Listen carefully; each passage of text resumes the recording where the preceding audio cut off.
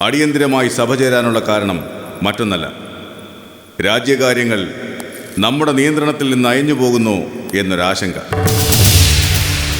ദേവകി വസുദേവന്മാരെ നാം മോചിതരാക്കിയപ്പോൾ പൗരരാഗമാനം നമ്മുടെ നയങ്ങളിൽ അയവ് വന്നുവെന്ന് തെറ്റായി ധരിച്ച പോലൊരു തോന്നൽ. ശരിയല്ലേ പ്രദ്യോതൻ? പ്രഭോ, തിരുവുള്ളക്കേട് തോന്നരുത്. യജ്ഞങ്ങളും യാഗങ്ങളും വീണ്ടും പഴയതുപോലെ നടക്കുന്നു. പൂജാതി കർമ്മങ്ങൾ, ജപധ്യാനങ്ങൾ ഒക്കെ മടങ്ങി വന്നിരിക്കുന്നു. കാര്യങ്ങൾ ഈ വിധം പോയാൽ ഒക്കെ കൈവിട്ടു പോകുന്ന നില. അങ്ങ് പറഞ്ഞത് നേരാണ്. ജനം ഒരബദ്ധധാരണയിൽ അമർന്നിരിക്കുന്നു. സേനാപതി, എന്താണ് നാം ഈ കേൾക്കുന്നത്? മന്ത്രി പറഞ്ഞത് നേരാണ് പ്രഭു. സൈന്യബലത്താൽ നമ്മൾ ആവതം നോക്കുന്നുണ്ട്. പക്ഷേ അതിനുമപ്പുറം എന്തോ ചിലത് സംഭവിക്കുന്നു. ഒരു ഉത്സവ ലഹരിയിലാണ് ജനാവലി. കൊള്ളാം, നല്ല വാർത്തകൾ. നമ്മുടെ അന്തകൻ അജ്ഞാതനായി എവിടെയോ വളരുമ്പോൾ രാജ്യകാര്യങ്ങൾ നമ്മുടെ കാൽ കീഴിൽ അമർത്താതിരുന്നാൽ എന്താവും അനന്തരഫലം? അക്രൂരരെ, അങ്ങേക്ക് എന്താണ് പറയാനുള്ളത്? അങ്ങയുടെ ഹിതം നടപ്പിലാകട്ടെ, അതുമാത്രമേ ഈയുള്ളവന് പറയാനുള്ളൂ. സാമന്തന്മാർ, എന്ത് കാര്യം? ജനങ്ങളെ വരുതിക്ക് നിർത്തിയില്ലെങ്കിൽ കൂട്ടക്കുരുതിയായിരിക്കും എല്ലാവർക്കും വിധി. ജ്യോതിഷി പറയൂ, എന്താണ് ഇങ്ങനെയൊക്കെ? അങ്ങയുടെ ഗ്രഹനില പ്രകാരം. നിർത്തൂ! ഒരു ഗ്രഹനില, രാശിചക്രങ്ങളുടെ എണ്ണവും കണക്കും പറഞ്ഞ് നമ്മെ ഓരോന്നിൽ നിന്നും പിന്തിരിപ്പിക്കാനല്ലാതെ ആസ്ഥാന ജ്യോതിഷിയെ കൊണ്ട് എന്ത് ഗുണം? പ്രദ്യോത, പറയൂ, എന്താണ് നാം ചെയ്യേണ്ടത്? ആവുന്നത്ര ഭീകരമായൊരു സ്ഥിതി സംജാതമാക്കണം. വാൾമുനകളിൽ, ആസുരസേനയുടെ കടന്നാക്രമണങ്ങളിൽ ജനം ഭയന്ന് വിറയ്ക്കണം. അങ്ങെന്തിന് ദയാലുവാകണം? മധുര രാജ്യത്തിന്റെ സൈന്യബലം രഥസൈന്യത്തിൻ്റെതല്ല, അശ്വസേനയുടേതല്ല, കാലാൾപ്പടയുടെയും ഗജയോദ്ധാക്കളുടേതുമല്ല. കംസരാജ്യ സൈന്യത്തിന്റെ കരുത്ത് അസുര യോദ്ധാക്കളിലാണ്. മായാവികളായ അസുരജാലം, അവരെത്രയോ പേർ തങ്ങളുടെ ഊഴം കാത്ത താവളങ്ങളിൽ. ഘോര രാക്ഷസിയായ പൂതന, ചീറിപ്പറന്നുയരാൻ പോന്ന തൃണാവർത്തൻ, ശകടരൂപമാർജിക്കാൻ കഴിവുള്ള ശകടൻ, പ്രലംബൻ, ധേനുകൻ, ഭഗൻ, അഖൻ, ഇവരാൽ വിറപ്പിക്കണം ജനാവലിയെ. സൈന്യത്തെ അയച്ചു വധിക്കണം ശിശുക്കളെ. അജ്ഞാതനായി എവിടെയോ പിറന്ന അങ്ങയുടെ അന്തകൻ അതാരാണെന്നറിയാൻ കാത്തിരിക്കേണ്ട പ്രഭോ. ഇന്നേക്ക് 10-30 നാൾക്കകം പൂജാതരായ ശിശുക്കളെ കഴുത്ത് ഞെരിച്ച് കൊന്നെറിയണം. അവരിൽ ആരെങ്കിലും ആകട്ടെ വിധിക്കപ്പെട്ട അന്തകൻ. കൊള്ളാം, നമുക്ക് നഷ്ടപ്പെട്ട ഊർജം തിരിച്ചു കിട്ടിയതുപോലെ. അഭിനന്ദനങ്ങൾ പ്രദ്യോത, 1000 അഭിനന്ദനങ്ങൾ.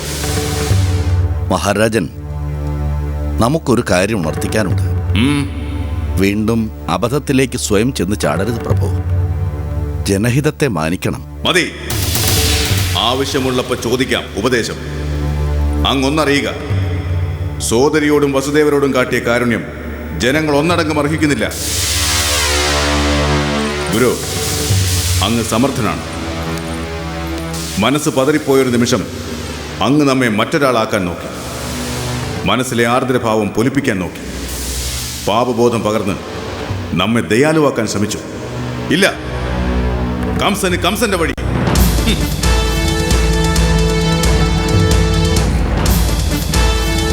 സഭ പിരിച്ചുവിട്ടിരിക്കുന്നു.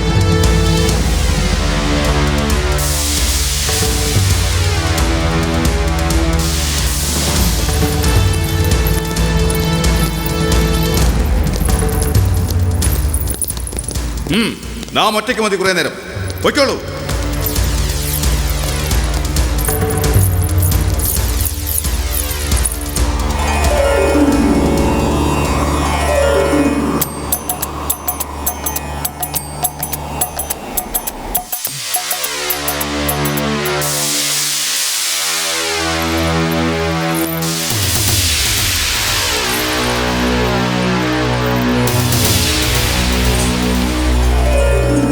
നാരായണ നാരായണ.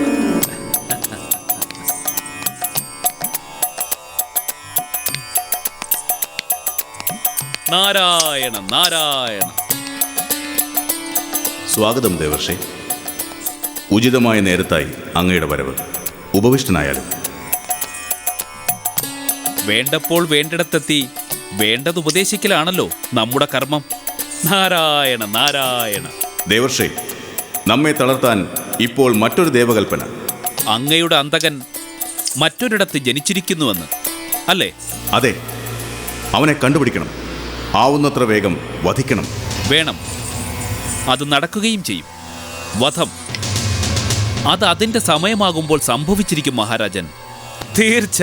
ത്രിലോക സഞ്ചാരിയല്ലേ അങ്ങ്? അങ്ങേക്കറിയുമോ എവിടെയാണ് ആ ജന്മം? നമ്മുടെ അന്തക ജന്മം. നാരായണ നാരായണ. എല്ലാം അറിയുന്നത് പരമാത്മാവ് മാത്രമാണ് മഹാരാജൻ. നാരദൻ അറിവുള്ള കാര്യങ്ങൾക്കുമുണ്ട് പരിമിതി. പക്ഷേ അറിയുന്നത് അറിയിക്കേണ്ടവരറിയിക്കും. അത്രയേ ഉള്ളൂ നാരദവൃത്തി. കിട്ടേണ്ടവർക്ക് കിട്ടേണ്ടത് എത്രയും എളുപ്പം വാങ്ങിക്കൊടുക്കാൻ ഒരു കൈ സഹായം. അങ്ങ് പറഞ്ഞാലും നാം ഇനി എന്താണ് ചെയ്യേണ്ടത്? എവിടെയോ ഒരു ശിശു. അവൻ നാളെ അങ്ങയെ വധിക്കും. അതാണല്ലോ പ്രശ്നം. അതിന് പോംവഴി ഒന്നേ ഉള്ളൂ. എത്രയും വേഗം അങ്ങ് അവനെ വധിക്കുക. പക്ഷേ ശിശുവധം. പാപബോധം കൊള്ളാം. അങ്ങെന്തിന് ദുഷ്കർമ്മങ്ങൾക്കിറങ്ങണം? പക്ഷേ മഹാരാജൻ, പാപകർമ്മങ്ങളിൽ അഗ്രഗണ്യർ ഒരുപാട് പേരുണ്ടല്ലോ അങ്ങയോടൊപ്പം.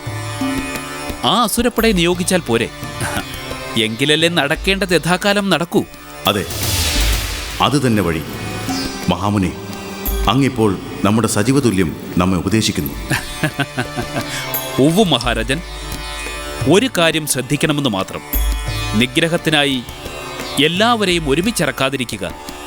അതാണ് ബുദ്ധി. നിഗ്രഹത്തിനായി ഓരോരുത്തരെയായി വിട്ടയക്കുക. അതാണ് രാജൻ ഉത്തമം. ഓരോരുത്തരുടെ വധകഥകൾ ഒറ്റയ്ക്കൊറ്റയ്ക്ക് കേൾക്കുന്നതല്ലേ സുഖം? അതെന്താ മഹർഷി അങ്ങനെ? അസുരപ്പടയുടെ ഒറ്റയാൾ പോരാട്ടങ്ങൾ അതികേമമാകും എന്ന് സൂചിപ്പിക്കുകയായിരുന്നു. നാരായണ അതെ, നാരായണ. അതാണ് ബുദ്ധി. അപ്പോഴാദ്യം ശകടൻ, അതോ പ്രലംബനോ? അതല്ലെങ്കിൽ ധേനുകൻ? വേണ്ട, പൂതന മതി. ശിശുവധത്തിന് അവളാണ് കേമി. നന്നു മഹാരാജൻ. ആദ്യം പൂതനാവധം. പൂതനയാൽ നടത്തപ്പെടുന്ന വധം.